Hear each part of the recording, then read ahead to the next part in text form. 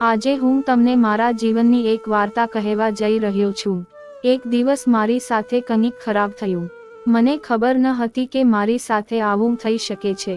હું એક શ્રીમંત પિતાની એકમાત્ર પુત્રી હતી જે બગડેલી અને ગેરવર્તન કરતી હતી। હું ઘરે જઈ રહ્યો હતો, મોડી રાત થઈ ગઈ હતી। અચાનક થોડે દૂર ગયા પછી મારી કારને એક બમ્પ અથડાયો અને તે બંધ થઈ ગઈ। તે સમયે હું ખૂબ જ ચિંતિત હતો। કદાચ મારે ડ્રાઈવરને મારી સાથે લાવવો જોઈતો હતો। મને ખબર ન હતી કે કાર કેવી રીતે ઠીક કરવી અને આગળ શું કરવું।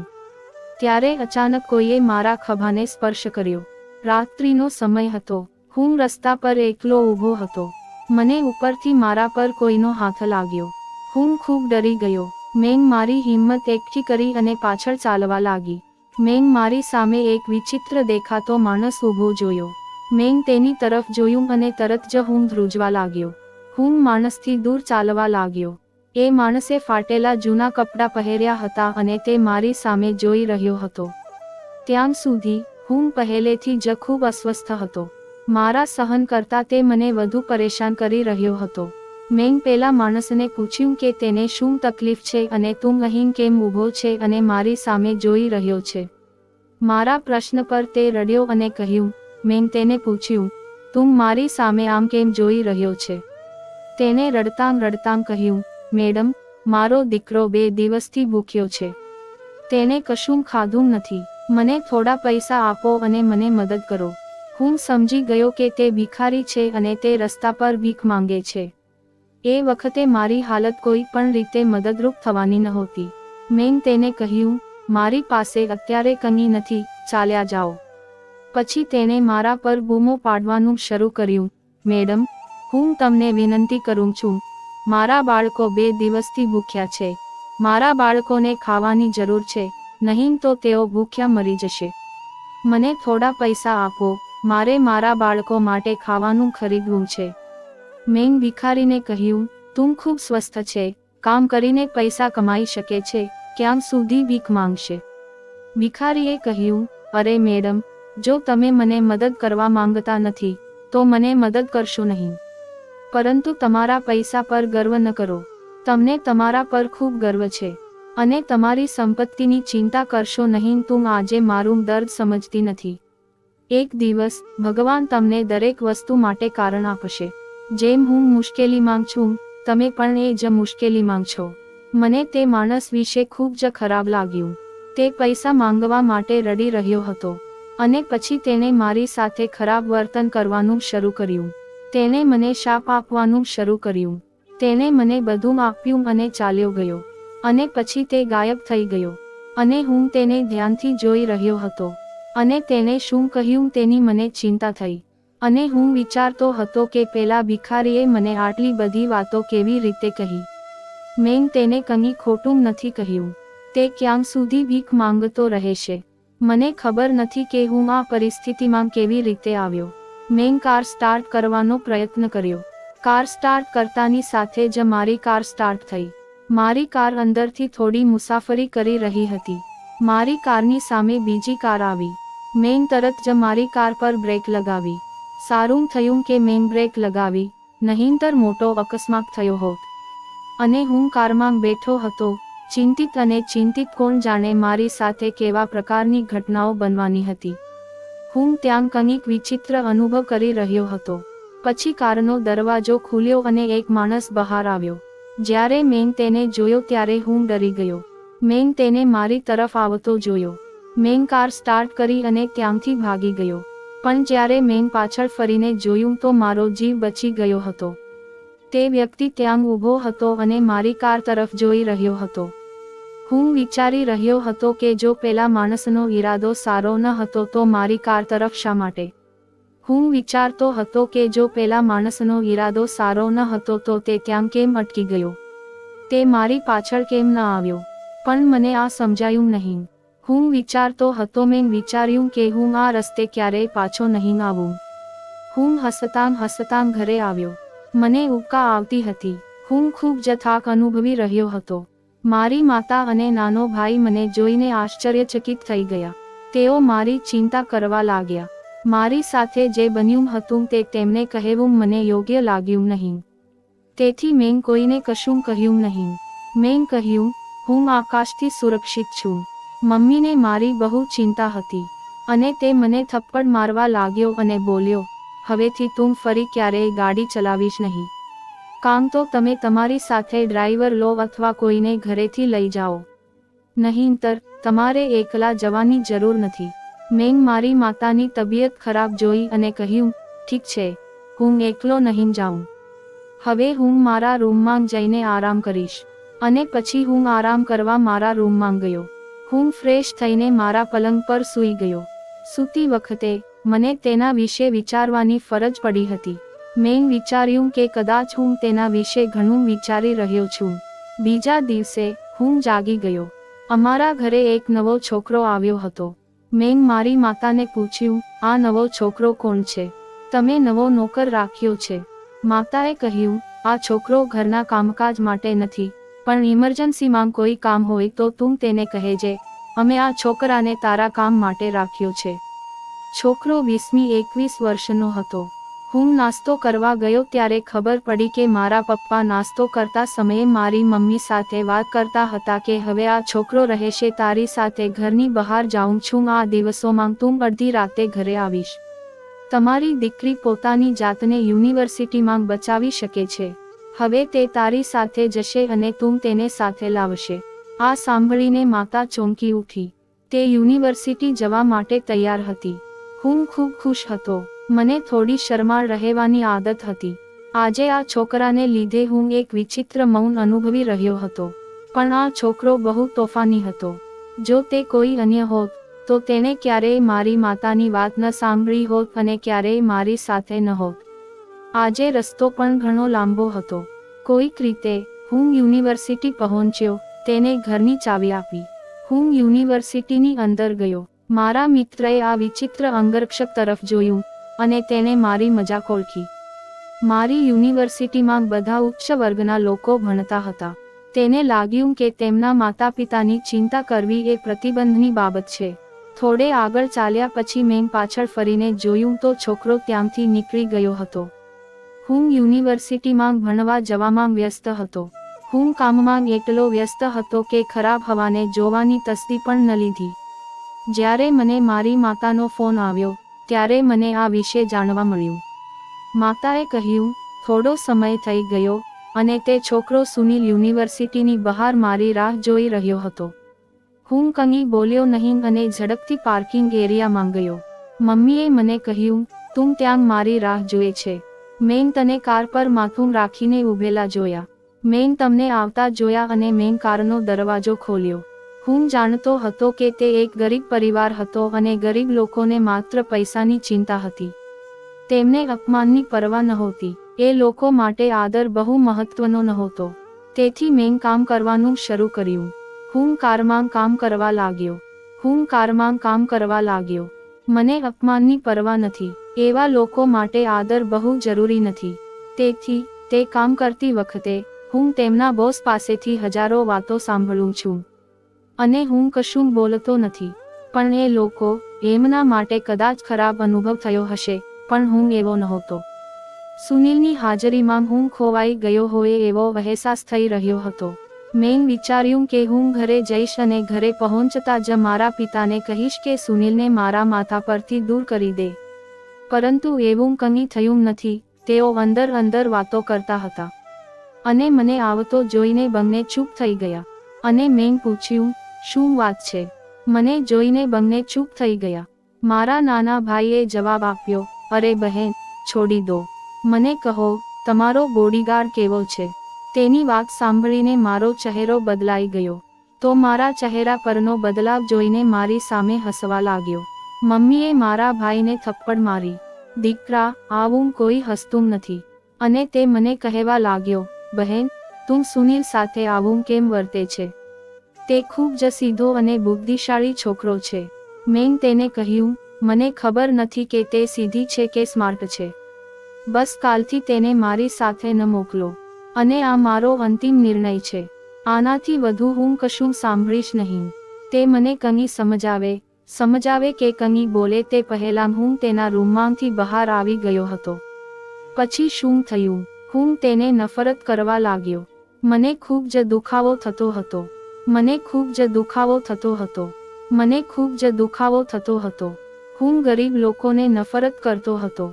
આ ગરીબ લોકો આપણા જેવા અમીર લોકોનો ફાયદો ઉઠાવે છે. મને ખબર નથી કે મારી માતા કેમ સમજી શકતી નથી. મારી માતા પણ એક એવી સ્ત્રી હતી જે ઘણા જૂના વિચારો ધરાવતી હતી. મને લાગતું હતું કે સ્માર્ટ લોકો પાસે સ્માર્ટ સમજ હોતી નથી. પપ્પાના ઘરે આવતા હું આ છોકરા માટે કંઈક ગોઠવીશ. પણ મને ખબર નથી કે આ ઘરમાં મને કેમ આટલું ખરાબ લાગ્યું. હું તેને અત્યારે મારા ઘરમાંથી કાઢી મૂકવા માંગતો હતો. કારણ કે મારા ઘરમાં પહેલા ઘણા નોકર કામ કરતા હતા. પણ મને ખબર નથી કેમ હું આ નોકરોને જોઈને વધુ ચીડાઈ ગયો. તે નોકરીઓ જોયા પછી મને ક્યારેય એવું લાગ્યું નથી. પણ ખબર નહીં કેમ મને સુનિલ પર બહુ ગુસ્સો આવ્યો. આ બધું વિચારીને મારું મન ગાંડું થઈ રહ્યું હતું. મારી પરીક્ષાઓ નજીક આવી રહી હતી અને હું મારી પરીક્ષાની તૈયારી કરવાને બદલે આ ઘરના નોકરો તરફ ધ્યાન આપતો હતો. ઘરે રહીને હું મારા મિત્રના ઘરે ભણવા જતો હતો. મેં મારા રૂમમાંથી એક પુસ્તક ઉપાડ્યું અને સીડી નીચે આવ્યો. પછી હું વિચારતો હતો કે હું મારી માતાને કેવી રીતે કહું કે હું મારા મિત્રના ઘરે ભણવા જાઉં છું. જ્યારે હું મારી માતાના રૂમમાં ગયો ત્યારે હું તેણીને બોલતા સાંભળી શકતો હતો. એવું કશું કરશો નહીં, નહીંતર તમે પરિણામો જાણો છો. તે તેનાથી વધુ ખરાબ હોઈ શકે છે. હવે તમે જાઓ અને તમારું કામ કરો. હું દિવાલ પર સંતાઈને ત્યાં જ ઊભો રહીને વિચારતો હતો કે આ બધું શું છે. મમ્મી આવું કેમ કહેતી હતી? મને ખબર નથી કે મમ્મી મારા પર કેમ નજર રાખી રહી છે અને આ છોકરો મારી રક્ષા કરવા કેમ આવ્યો છે. પણ હું ચૂપ થઈ ગયો. મેં મારી મમ્મીને કંઈ ન કહ્યું અને ચૂપચાપ મારા મિત્રના ઘરે ગયો. મારા મિત્રના ઘરે ગયા પછી હું ચાલી શકતો ન હતો. મારા મનમાં માત્ર મારી માતાના જ શબ્દો ગુંજતા હતા. મને ખબર નહોતી કે મારી માતાને મારા વિશે શું શંકા હતી. તેણીએ કહ્યું, તમે ઘણા સમયથી મારા પર શંકા કરી રહ્યા હતા. મેં વિચાર્યું, શું મેં ભૂલ કરી છે? મારાથી ભૂલ થશે તો હું મારી ભૂલ સ્વીકારીશ. હું કેવી રીતે સ્વીકારી શકું કે મેં ભૂલ કરી છે? હું ઘરે જઈને મારી માતા સાથે વાત કરીશ. મેં તેને પૂછ્યું, તમે મારા પર શંકા કેવી રીતે કરી શકો છો? મેં ઘરે જઈને મારી માતા સાથે વાત કરવાનું નક્કી કર્યું હતું. પણ જ્યારે હું ઘરે પહોંચ્યો ત્યારે મેં મારા પિતાને મારી સામે બેઠેલા જોયા અને મને નવું લાગ્યું. મને મારા પિતા ખૂબ ગમ્યા. તેથી હું મારા પિતાને ઘરે જોઈને ખૂબ ખુશ થયો. અને હું ગયો અને તેને ગળે લગાડ્યો.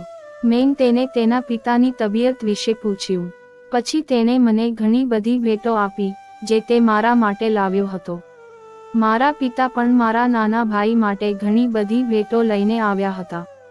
હું મારી માતાને પૂછવા જતો હતો પણ હું ભૂલી ગયો. જ્યારે મારા પિતાએ સુનિલને મારા ઘરમાં જોયો ત્યારે તેઓ મારી માતાને પૂછવા લાગ્યા કે આ નવો છોકરો કોણ છે. માં, પેલા છોકરાને નજીક બોલાવો અને કહો કે આ છોકરાને મેં ઉપર કામ માટે રાખ્યો છે. તે ખૂબ જ ગરીબ છે. તે સારું છે કે તમે તેને જોયો. હું તેને તમારો પરિચય કરાવવાનું ભૂલી ગયો હતો. પપ્પાએ કહ્યું, સારું છે. ઘરમાં ઘણું કામ છે. મારા ઘરમાં બહુ ઓછા નોકર છે. મેં મારા પિતાને કહ્યું કે તેઓ મારી સાથે યુનિવર્સિટીમાં આવી રહ્યા છે. મારી માતાએ તેને મારો બોડીગાર્ડ બનાવ્યો છે. મારી માતાને ખબર નહોતી કે હું આવીને મારા પિતાને કહીશ. મારી માતા ડરવા લાગી. મેં મારા પિતાને કહ્યું કે મેં તેમને અદિતિ સાથે મોકલ્યા છે. કારણ કે આ દિવસોમાં વાતાવરણ ખરાબ થઈ રહ્યું છે.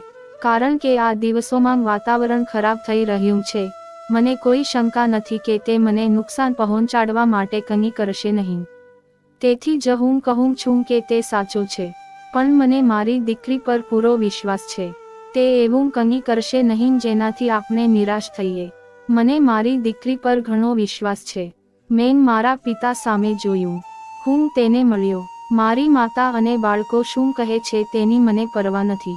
મારા પિતાએ મેં જે કહ્યું તે બધું સાંભળ્યું અને મારી બધી સમસ્યાઓ હલ થઈ ગઈ. બીજા દિવસે હું શાંતિથી મારા પુત્ર સાથે યુનિવર્સિટી ગયો. હું સમજી ગયો કે હું બને ત્યાં સુધી તેનાથી દૂર રહી શકીશ. મમ્મી તેને મારી પાછળ છોડી દેશે કોઈ પણ રીતે. મને હવે કોઈ વાતનો ડર નહોતો. આ શું છે? તેના પરિવારના તમામ સભ્યો મારા પર નજર પણ રાખી શકતા ન હતા. એ દિવસ બહુ સરસ હતો. અચાનક એ કામ માટે મારે થોડા પુસ્તકો લેવા પડ્યા. તે મેળવવા માટે મારે બીજી યુનિવર્સિટીની લાઇબ્રેરીમાં જવું પડ્યું. તેથી મને ઘરે જવામાં મોડું થયું અને મને ખબર ન હતી કે શહેરમાં શા માટે રમખાણો થયા હતા. હું ખૂબ નર્વસ હતો. મેં વિચાર્યું કે હું ઘરે ફોન કરીને કહીશ કે મને મોડું થશે, પરંતુ યુનિવર્સિટીમાં ફોન મૂકી દીધો હતો. હું ખૂબ જ ચિંતિત હતો અને હું રસ્તાના કિનારે ચાલતો હતો. લગભગ અડધી રાત હતી. મને બીક લાગવા લાગી. અચાનક એક કાર મારી સામે આવીને થંભી ગઈ. જો હું રોકાયો ન હોત તો મારો જીવ ગયો હોત. મારું હૃદય ઝડપથી ધબકતું હતું. હું મારા હૃદયના ધબકારા સાથે કારને જોઈ રહ્યો હતો. મને કારથી પરિચિત લાગ્યું. અચાનક કારમાંથી એક છોકરો બહાર આવ્યો. તેણે મારી તરફ જોયું અને કહ્યું. હું ખૂબ ગુસ્સે હતો. મેં તેને કહ્યું, તારામાં એટલી હિંમત છે કે તું મારી ગાડી મારા માથા પર ચડાવી દે. તે છોકરો બીજું કોઈ નહીં પણ સુનિલ. મેં તેને કહ્યું, તું તારી જાતને શું માને છે?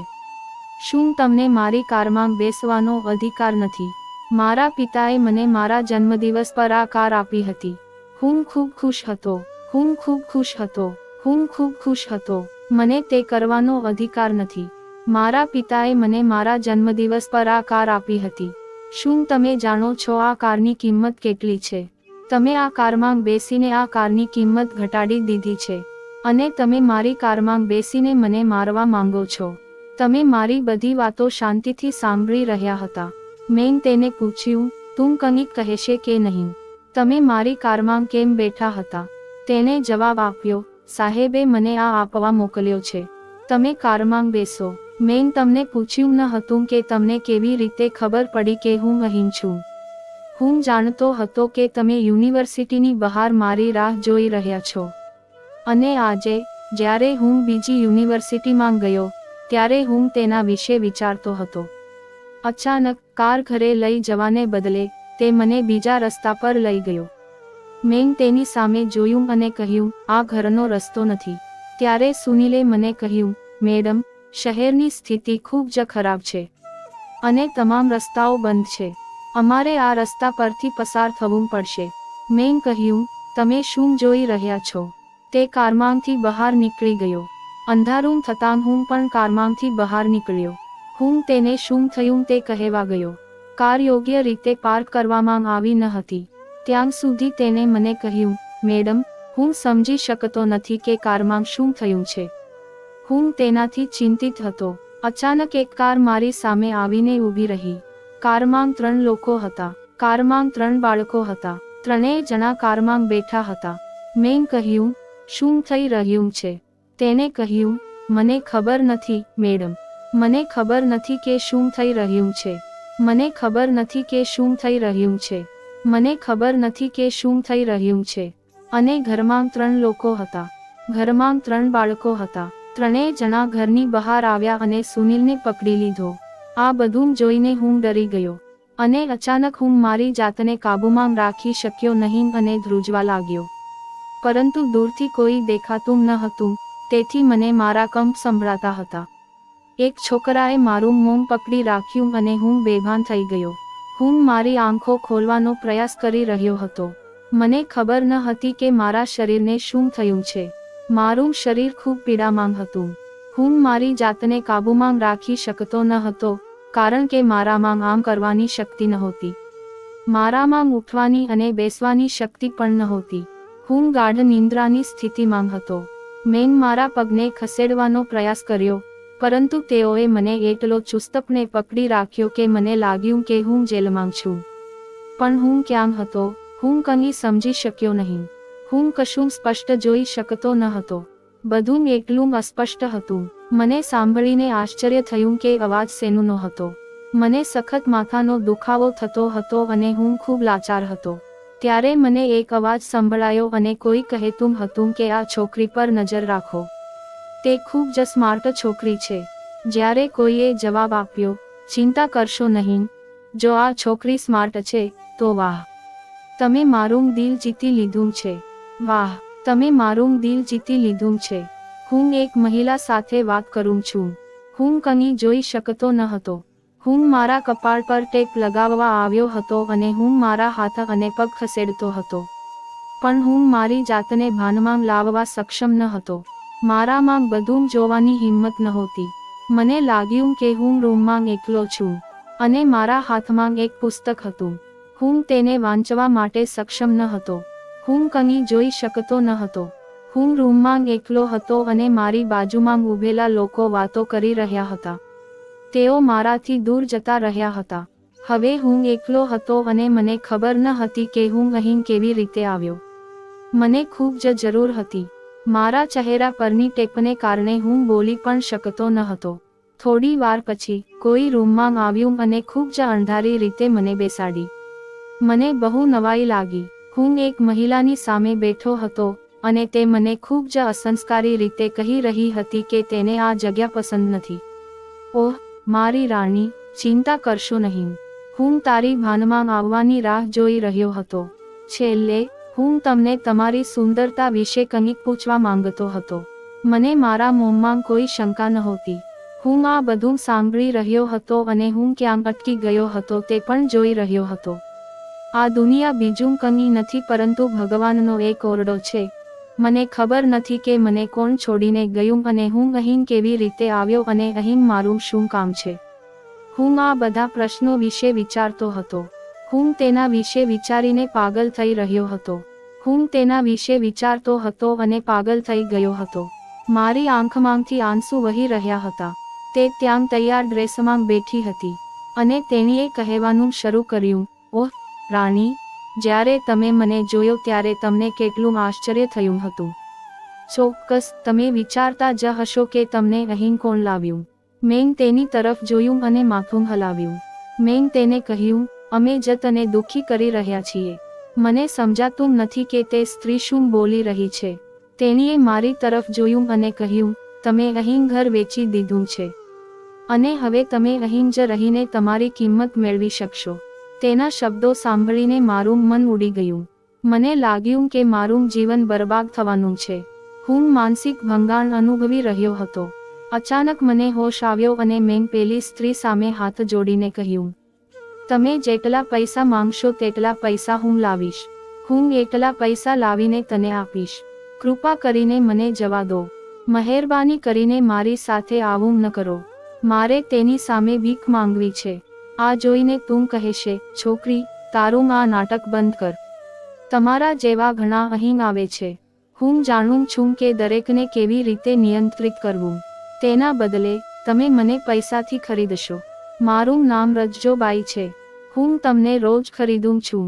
છેવટે હું તમારા શરીરમાંથી પૈસા મેળવીશ. હું તેની સામે રડવા લાગ્યો અને તેના પગે પડ્યો. તેને મને ધક્કો માર્યો અને કહ્યું, આ નાટક બંધ કરો. એક છોકરી તમારા રૂમમાં આવશે અને તમને તૈયાર કરશે અને હું તમને થોડા પૈસા પણ આપીશ. આજે જ્યારે તમે સુંદર છોકરીઓ સાથે બેસવા આવો છો ત્યારે મને ખાતરી છે કે તમે તે પ્રથમ વખત કરી શકશો. પછી તમે રૂમ છોડી ગયા અને તે ગયા પછી રૂમમાં એક છોકરી આવી અને તે મને તૈયાર કરવા લાગી. હું તૈયાર થવાનું કહેતો નહોતો. હું તેનો હાથ મારાથી દૂર ખસી જવાનો પ્રયત્ન કરી રહ્યો હતો. પછી તે ગુસ્સામાં આવી અને મારા મોઢા પર થપ્પડ મારી. તેને મને થપ્પડ મારી અને કહ્યું, જલ્દી તૈયાર થઈ જા, નહીં તો હું તને વધુ હરાવી શકીશ. તેણીની વાત સાંભળીને હું બાથરૂમમાં હતો. હું વોશરૂમમાં હતો. હું ત્યાંથી બહાર નીકળવાનો રસ્તો શોધવા માંગતો હતો અને મેં ઘર જોયું, પરંતુ તે તાળું હતું. મેં દરવાજો ખોલવાનો પ્રયત્ન કર્યો પણ હું કરી શક્યો નહીં. હું વિચારતો હતો કે હું કેવી રીતે તાળું તોડી શકું. મેં વોશરૂમમાં એક નાનું બોક્સ જોયું. મેં બોક્સ ઉપાડ્યું અને મારી બધી તાકાતથી મેં તાળાને મારવાનું શરૂ કર્યું. મેં મારા શ્વાસને રોકવાનો પ્રયત્ન કર્યો પણ હું કરી શક્યો નહીં. હું ત્યાંથી ભાગી ગયો હોવો જોઈએ. મારો આત્મા મને બચાવવા દોડી રહ્યો હતો. થોડે આગળ ગયા પછી અચાનક મારો પગ વળી ગયો અને હું જમીન પર પડી ગયો. મેં જોયું કે મારો પગ વળી ગયો ન હતો, પરંતુ તે એક ઝાડમાં અટવાઈ ગયો હતો જે મને ત્યાં ફસાવવા માટે આવ્યો હતો. હું પાણીમાંથી બહાર નીકળવાનો પ્રયાસ કરી રહ્યો હતો, પણ હું નીકળી શક્યો નહીં. થોડી વાર પછી તેઓ મારી સામે ઊભા હતા. હું લાચાર બની ગયો અને જોર જોરથી રડવા લાગ્યો, પરંતુ તેઓએ મને રડ્યો નહીં. હું પાણીમાંથી બહાર નીકળી શક્યો. હું રડવા લાગ્યો, પરંતુ તેઓ મારા પર અસર કરી ન હતી. તેઓ મને પકડીને પાછા નરકમાં લઈ ગયા. રૂમમાં પહોંચતા જ તેઓએ મને પાછળ ધકેલી દીધો અને હું કોઈના પગે પડી ગયો. પછી કોઈએ મને લાત મારીને વાસણમાં નાખ્યો. મેં આજુબાજુ જોયું તો લગ્નનો માહોલ હતો. રૂમમાં લગભગ તમામ લોકો પરિણીત હતા. હું એકલો જ હતો જેને લગ્ન કર્યા ન હતા. હું એકલો જ હતો જેને લગ્ન કર્યા ન હતા. હું એકલો જ હતો જેને લગ્ન કર્યા ન હતા. બધી ઉંમરની સ્ત્રીઓ ત્યાં તૈયાર થઈને ઊભી હતી. ચારે બાજુ સુગંધ પ્રસરતી હતી. મને સુગંધનો નશો ચડી ગયો હતો. હું બેભાન થઈ રહ્યો હતો. હું મારા કાનમાં અવાજ સાંભળી શકતો હતો, અને હું બેભાન થઈ જાઉં એ પહેલાં હું ત્યાં પાગલની જેમ ઊભો રહ્યો. હું ઊભો હતો, પણ મને જમીન પર બેસવાની ફરજ પડી હતી. મેં કહ્યું, ભાઈ, આ છોકરી ભાગવાનો પ્રયત્ન કરી રહી છે. તેણીની સંભાળ રાખો. હું તેને દૂરથી ખેંચીને અહીં લઈ આવ્યો. જ્યારે મેં માથું ઊંચું કર્યું ત્યારે મને લાગ્યું કે જાણે હું સપનું જોઈ રહ્યો છું. રાજોબાઈ મારા વાળ ખેંચીને કહેવા લાગી, તું અહીંથી ભાગી જવાનું શું વિચારે છે? મેં કહ્યું, હું છેલ્લા 15 વર્ષથી આ ધંધો કરું છું. હું પળવારમાં તમારી જેમ કરીશ. હું રજ્જોભાઈના પગે પડ્યો અને કહ્યું, મને માફ કરો, મને જવા દો. હું તમને ઘણા પૈસા આપીશ. મારા પિતા ખૂબ જ અમીર માણસ છે. હું તને ધનવાન બનાવીશ. કૃપા કરીને મને એકવાર જવા દો. પણ હું પોલીસને સાથે લાવીશ. તમને લાગે છે કે અમે મૂર્ખ છીએ. હવે અહીંથી જવાનું ભૂલી જા, અને આ વ્યવસાયિક સોદો, તે તમારા માટે વધુ સારું રહેશે. નહીંતર, હું જાણું છું કે તમને કેવી રીતે સીધો કરવો. હું ત્યાંથી ભાગી રહ્યો હતો. હું બધી આશા ગુમાવી રહ્યો હતો. તે માણસ મને તે સ્ત્રી પાસે લઈ ગયો અને મને ખુરશી પર બેસાડી. મેં પહેલીવાર જોયું કે રૂમ કેવો હતો. તે તેજસ્વી હતો. દરેક છોકરીએ સરસ ડ્રેસ પહેર્યો હતો. મારા માટે બધું નવું હતું. ત્યાં સંગીત ચાલી રહ્યું હતું અને ઘણા લોકો અંદર આવી રહ્યા હતા. મેં આટલી મોટી ભીડ જોઈ અને મને ખૂબ જ અસ્વસ્થ લાગ્યું. મને પણ એ ભીડમાં ઊભું હોય એવું લાગ્યું. એક મહિલાએ મારો હાથ પકડીને મારી સામે જોવાનું શરૂ કર્યું અને મને કહ્યું કે તમે શાંતિથી અહીં બેસી જાઓ. તમારું શરીર અહીં આરામ કરવા આવશે. મારી સાથે શું થઈ રહ્યું છે તે વિશે હું ખૂબ જ નર્વસ હતો. હું ખૂબ ડરી ગયો હતો અને હું મારા ભાગ્ય પર રડવાનો હતો. મને ખબર નહોતી કે મને કોણ સજા કરી રહ્યું છે. હું ત્યાં શાંતિથી બેઠો હતો ત્યારે એક વ્યક્તિએ મારી તરફ આંગળી ચીંધીને રજ્જોભાઈને કહ્યું, મને એ સુંદર છોકરી બહુ ગમે છે. હું તેની સાથે રાત વિતાવવા માંગુ છું. મને મારી જાતને મારવાનું મન થયું. એ વ્યક્તિ મારી તરફ ચાલી રહી હતી. તેણે મને સ્પર્શ કર્યો અને પછી અચાનક મેં બંદૂકની ગોળીનો અવાજ સાંભળ્યો અને બધા દોડવા લાગ્યા. પરંતુ પોલીસે ઘરને ચારે બાજુથી ઘેરી લીધું હતું. હું રાહત અનુભવી રહ્યો હતો. મારું હૃદય ખૂબ જ ઝડપથી ધબકતું હતું. પણ મારા હૃદયને શાંતિ હતી. હું બાથરૂમ જવાની ઉતાવળમાં હતો. હું બાથરૂમ જવાની ઉતાવળમાં હતો. હું બાથરૂમ જવાની ઉતાવળમાં હતો. પોલીસે રજ્જોભાઈને કહ્યું, તમે જે કંઈ કરો છો તે કાયદાની વિરુદ્ધ છે. જો તમે તે છોકરીને નુકસાન પહોંચાડવાનો પ્રયાસ કરશો, તો તમને સખત સજા કરવામાં આવશે. તેથી તમારા માટે વધુ સારું રહેશે કે તેણીને શાંતિથી જવા દો, અને અમને તમારી મિલકત આપો. રજ્જોભાઈએ કહ્યું, જાઓ. મેં ઘણા લોકોને જોયા છે જેઓ મને કાયદો શીખવે છે. જો તમે મને જવા નહીં દો તો હું આ છોકરીનો જીવ લઈ લઈશ. પછી અચાનક, મેં માથું ફેરવ્યું અને જોયું કે તેઓ બંને એકબીજા સાથે વાત કરવામાં વ્યસ્ત હતા. પછી અચાનક, મેં માથું ફેરવીને જોયું કે તેઓ બંને વ્યસ્ત હતા. એકબીજા સાથે વાત કરી. તેથી મેં રજ્જોના માથે હાથ મૂક્યો અને તેના વાળ ખેંચ્યા. મારે તેને જમીન પરથી ઉપાડીને તેના ઘરે મૂકવાનો હતો. કદાચ એ વખતે રાજોબાઈને મારી પાસેથી આવી હિંમતની અપેક્ષા નહોતી. એટલે એ ઊભો થયો. મેં રાજોબાઈને કહ્યું કે હું એક પોલીસ અધિકારીની દીકરી છું અને હું આ બધાની ધરપકડ કરવા અને તેમના મોબાઈલ ફોન લેવા આવ્યો છું. શું તમે બધું જાણો છો? પોલીસે રાજોબાઈની ધરપકડ કરી હતી અને હું રાજોબાઈને ખોટું બોલ્યો હતો. પોલીસ પરિવારની તમામ છોકરીઓને મારા ઘરે લઈ ગઈ હતી. તેઓએ કામ કરતા તમામ છોકરીઓ અને છોકરાઓની ધરપકડ કરી હતી. હું મારું હૃદય અટકી રહ્યું હોવાનું અનુભવી શકતો હતો. જ્યારે હું ઘરે પહોંચ્યો ત્યારે મારા પરિવારના દરેક વ્યક્તિ મારી હાલત જોઈને ચિંતિત હતા. હું ખૂબ ચિંતિત હતો. કોઈ મને પ્રશ્ન પૂછે તે પહેલા હું મારા પિતાની સામે ઊભો હતો. મેં મારા પિતાને પૂછ્યું, પપ્પા, મારો શું વાંક હતો કે તમે મને આટલી સખત સજા કરી? મારો શું વાંક હતો? હું તમારી સાવકી દીકરી હતી. મેં તને ક્યારેય મારા સાવકા પિતા માન્યા નથી. હું હંમેશા તને મારા પિતાની જેમ પ્રેમ કરતો હતો. મારી શું ભૂલ હતી? તમે મને સજા કરી અને મને વેશ્યાલયમાં વેચી દીધી. મેં જે કહ્યું તે સાંભળીને પપ્પાને ખરાબ લાગ્યું, પણ તે ડરી ગયો અને મારી પાસે આવ્યો અને પૂછ્યું, દીકરી તું શું બોલે છે? અને મેં મારી માતાને કહ્યું કે આ માણસ ખૂબ જ ક્રૂર માણસ છે. તે હંમેશા અમારી સાથે રમતા હતા. મમ્મી, આ માણસ હંમેશા મારા પર નજર રાખતો હતો. તેમ જે છોકરાને મારા કામ માટે રાખ્યો હતો તેને જ તને અહીં મળવાનું કહ્યું હતું, કારણ કે તમને ગરીબોમાં ઘણો વિશ્વાસ છે. તેથી જ તેણે તમને તેની લાચારી વિશે કહ્યું અને તમે તેને નોકરી પર રાખ્યો અને તેને મારા અંગરક્ષક બનવાનું વિચાર્યું. તેણે તેના વિશે સાંભળ્યું અને તેણે મને હાથ આપ્યો. તેણે મારો ઉછેર પ્લાનિંગ સાથે કર્યો અને મને કોર્ટમાં મોકલ્યો. હું જાણું છું કે તમે મારા પર વિશ્વાસ નથી કરતા કારણ કે તે માણસ તમારો પતિ છે. પણ જ્યારે મેં મારા પિતાની બહેનને ઘરની માલિક તરીકે જોઈ ત્યારે હું સમજી ગયો કે રજ્જોબાઈ મારા પિતાની બહેન છે. હું સમજી ગયો કે કોણ કાવતરું કરી રહ્યું છે.